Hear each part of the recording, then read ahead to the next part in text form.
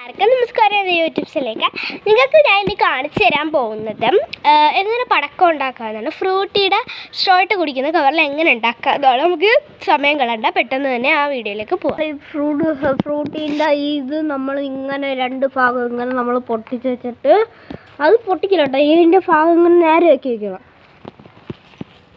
എന്നിട്ടുണ്ടല്ലോ നമ്മൾ ഇതിൻ്റെ അകത്തൊന്ന് വെള്ളം നിറയ്ക്കണം.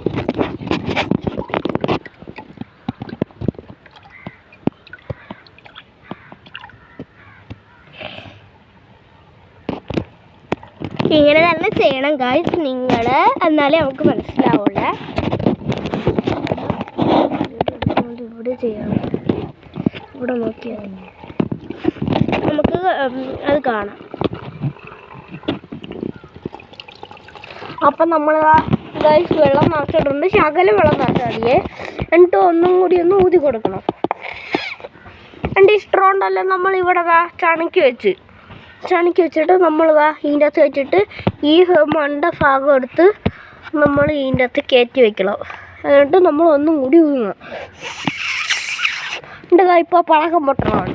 ഇനി നമ്മൾ പടക്കം പൊട്ടിക്കാൻ പോകുന്ന ജോലിയിലാണ്. അപ്പോൾ നമ്മൾ ഇവിടെ വെച്ചിട്ടുണ്ട് കേട്ടോ. ഇവിടെ നോക്കൂ.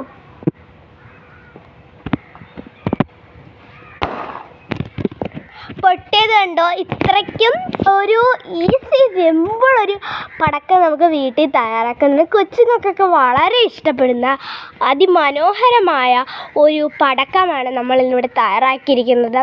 എല്ലാ കുട്ടികൾക്കും ഈസി ആയിട്ട് ഇത് വാങ്ങിച്ച വെറുതെ എടുത്ത് ദൂരെ എറിയാതെ ഇത് എടുത്ത് ഉപയോഗപ്പെടുത്താൻ നമുക്ക് ഈസി ആയിട്ട് ചെയ്യാവുന്നതാണ്.